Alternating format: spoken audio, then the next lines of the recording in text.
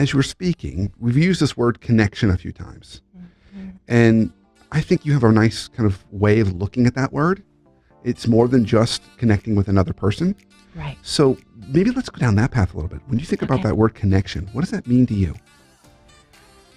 What it means to me is that there's an emotional and a mental and a spiritual synergy that we develop in order to really start to accept every aspect of ourselves. And so there are ways to do that. It's about learning how to be mindful in the moment. Accept what we're feeling, accept what we're thinking. We don't have to act on it, but just to be aware of how it is that I'm showing up. What emotions do I have? What cognitive processes do I have? So there's this whole sense of just be here now. And then in order to be here now, there are different things that we can do. Most of my C-level executives, vice presidents as well, senior executives are starting to meditate in the morning. And if they're not actually meditating officially, they have some kind of silence, some kind of solitude, some kind of self-reflective practice that they do on a regular basis, because I like to say morning sets the tone. If what we do is the first thing we get up, we look at our emails, we're rushing out the door, we're barking a few things at the kids or at our spouse, what kind of tone does that set for the rest of the day? So if we look at the research, Brandon, that says we're wired to connect, and tons of neurological research being done right now that says we're as wired to connect as we need water and air. So all of our neural pathways are determined by the information that's coming in. And what profoundly impacts that is the quality of connections that we have. So if we're surrounded by emotionally whole people, mentally fit people, spiritually strong people, our neural pathways then are producing cognitive patterns and behavioral patterns that help us to have healthy responses. Okay, so this is a really interesting chicken or the egg question. Okay. So I love that idea. Like we want to be surrounding ourselves with these really healthy whole people. So the chicken or the egg question is it our responsibility to help create that in others around us, or do we need to go find others like that? Well, that's cool.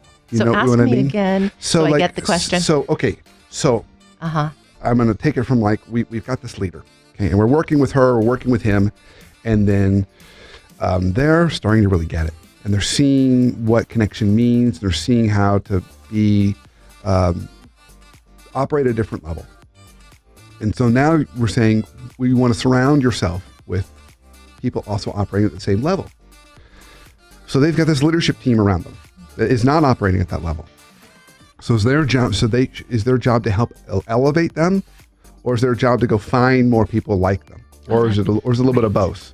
Well, I think it's a little bit of both. We work with this company that decided about 7 years ago that what they wanted to do was to create an entire uptick in their culture. And they determined that they wanted to focus on 5 main behaviors, all about connection, empathy, curiosity, things that drive high performance. We know that, things that drive engagement. And so what they did is we put their top leaders through a year-long training on connection and the 7 attributes that we believe go hand in hand with that.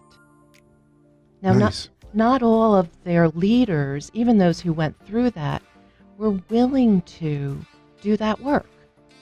It's not that they were bad people or inept people. It's just that through the process, they decided, this really isn't for me. Yeah. This is hard. I might be ready to do this 5 years from now, but I'm certainly not ready to do this now. So the interesting thing was the invitation was given, Brandon. People participated. Some really got into it. Engagement scores went up. Productivity, profitability went up. And some people self-selected out, which then allowed the organization to start hiring to these attributes that were so important to them. So then there was an entire assessment process around the hiring of people who could then start right out of the gate with these kinds of attributes. So when we think about this whole thing of mindfulness and connection and kind of getting leaders to operate that way, are there certain parts of that process that you find are the hardest, where you do see some leaders, it's almost like someone wanting to be a doctor and they know organic chemistry is like the deal breaker, right? It's either I pass it and I'm going to be a doctor, or I don't pass it and I'm not going to be a doctor. Is there a certain part in this process where you say, oh yeah, if you can clear that, you're likely going to get there. But if you can't, this might not be something that is a path you're ready to take right now. So here's what I think. I don't think there's a right or wrong to this, but over the years, I've learned that one of the most important things for that is the ability to be rigorously self-honest. And that's really difficult. We have to be able to accept what we are dealing with inside of ourselves, really deep down. I mean, we all have behaviors that we pretty much created to survive trauma or hurt or loss in our life, and they might have served us at one time, and then we've got to jettison them. We've got to shift. We've got to be able to do something differently because they're not serving us well anymore. So it really helps for us to have some process in our life that can help us be rigorously self-honest. I mean, the 12 Steps talks about that a whole lot. Yeah. But so do therapists, and so do executive coaches who are into this holistic approach. And we really need people who are going to be able to help us accept, give us feedback. And that's what mindfulness does. I mean, right? It's about being present in the moment, accepting whatever is without judgment.